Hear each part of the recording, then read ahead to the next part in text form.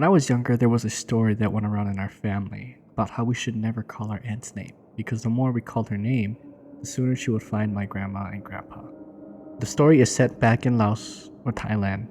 I'm not too sure, but we had this aunt who my grandpa and grandma was not very fond of, even though it was their own child. I believe she was the third child to be born in the family. Now keep in mind when I say grandma and grandpa, I'm not talking about my grandparents, I'm talking about my grandpa's brother and his wife. They're also considered grandparents. Anyways, I was told that she had beauty and was charming, but my grandma would always beat her up whenever she was angry and make her do chores, kind of like Cinderella, except this was her child that she gave birth to. Well, this aunt of mine fell in love with a guy who also deeply loved her, but he and his family at the time got accepted to come to America, so he left her, but promised that he'll come back for her when he had money and will send her money in pictures.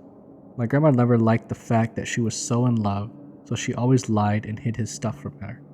Well, one day, my aunt's boyfriend sent some money, pictures, and a letter to her, but my grandma decided to hide the letter and picture and keep the money to herself.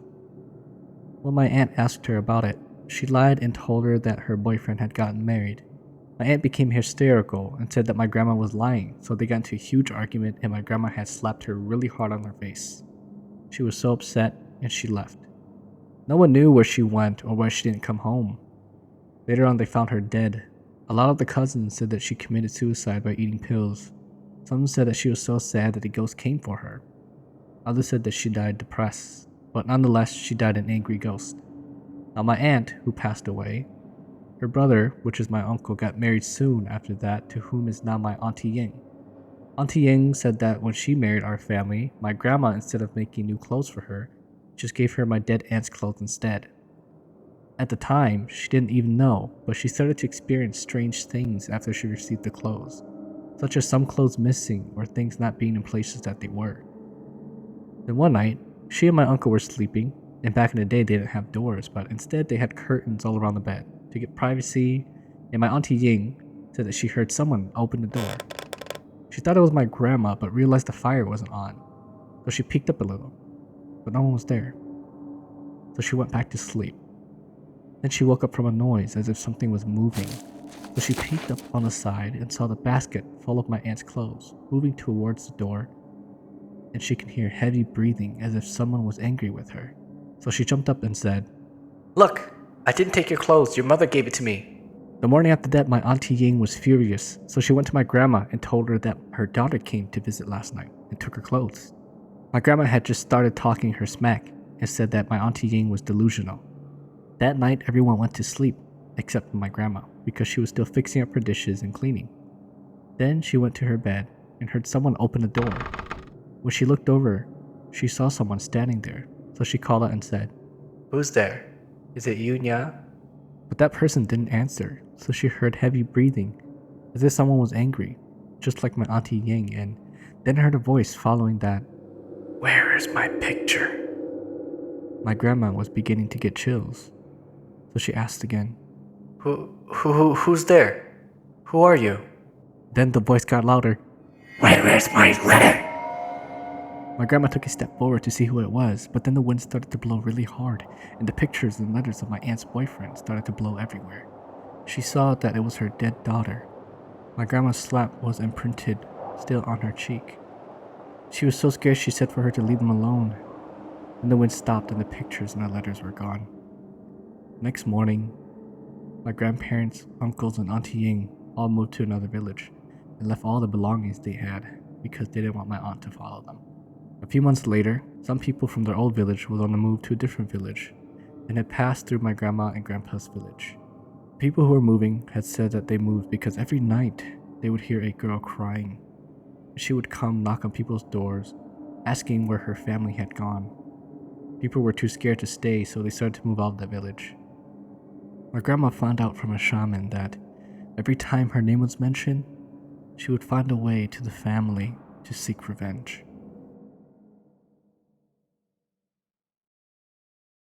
My mom became a shaman last year. Right afterwards, she dreamt of my cousin, who had been deceased for about 5 years now. She would cry to my mom and say that she's being punished by the Sika. My mom warned my uncle that their daughter wasn't happy, but they didn't listen. Around that time, my uncle's kids would experience strange phenomena around their house. Once, my cousin Xing was on the bed talking on the phone, when all of a sudden she saw a dark figure run by her bed and underneath. She got really scared and ran outside. Her younger brother Ming keeps hearing heavy breathing near him when he sleeps. The oldest brother, who has a wife and kids, kept having bad dreams. His 2-year-old daughter would get up in the middle of the night and run outside the bedroom, giggling and playing with somebody. Finally, my uncle got worried and decided to ordain for the family. They invited my mom Sifu to perform the ritual. My mom Sifu asked her to go watch and learn. The thing about my mom is that her daning not only allows her to do the ordain stuff, but also allows her to talk to the dead, and sometimes the dead can even talk to her as well. While her Sifu was performing, all of a sudden my mom just closes her eyes and groans. My sisters and I were there. We became afraid and didn't understand what was happening. I asked my mom what was wrong, and she just shook her head and said that she wanted some rest. Thus, we took her to sleep in Xing's room. I was worried about my mom, so my sisters and I sat on the ground at the foot of the bed where my mom was laying down and played cards. We were laughing and talking when all of a sudden my mom wakes up with eyes closed shut, with tears streaming down her face. I could feel the atmosphere changing. The room was very cold now. Then my mom spoke and said, "Go tell my mom to come here." At that moment, I knew my mom was no longer here, and whoever was here was most likely my deceased cousin. I ran quickly out the room, gathered her family into the room with my mom. My mom, who was now possessed by my dead cousin, cried and told my auntie how much she had loved her, and how she would always go with her to work and make sure she comes home safely. She also said that she didn't mean to scare her siblings, but only wanted to tell them that she loved them and missed them. Then she turned to her dad and yelled at him, saying that it was his fault she had died, that he better love her mom and sibling.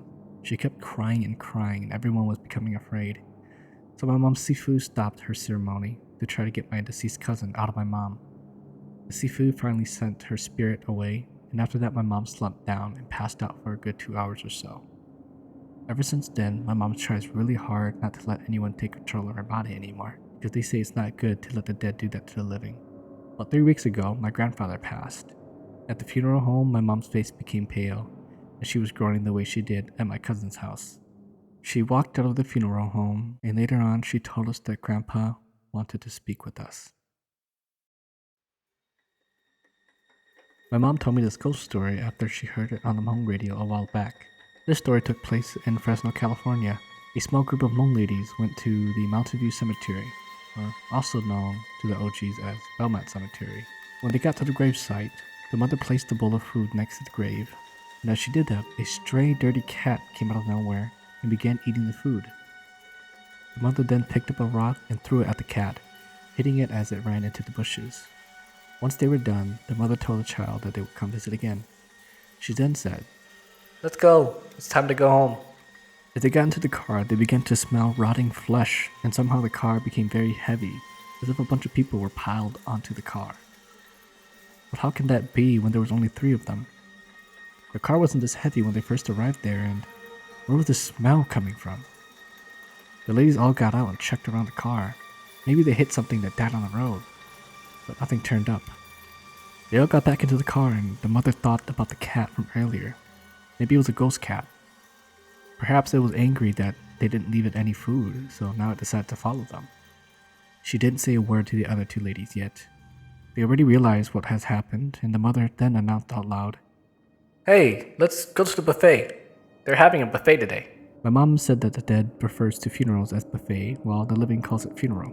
"I bet there'll be a lot of food there, so we can all have our fill." Luckily for them, there was a funeral going on, so they all drove to the funeral. Once they arrived, the mother then said, "Okay, we're here now. Let's go and eat." The ladies went inside the funeral for a bit, and then met up back at the car and took off. When they drove off, the rotting flesh and heaviness of the car completely disappeared. And ever since then, whenever the mother would visit the cemetery, she would throw food on the ground and say, "This is for you guys to share, so don't eat my child's food." And since then, she hasn't had a single problem with rotting flesh or a heavy carload. Hey, looks like you made it to the end of the video. If you haven't already, make sure you leave a like and subscribe. It would really help the channel grow. Also, let me know what you thought of the video in the comments below. Anyways, I will see you all another time. Thank you very much for watching.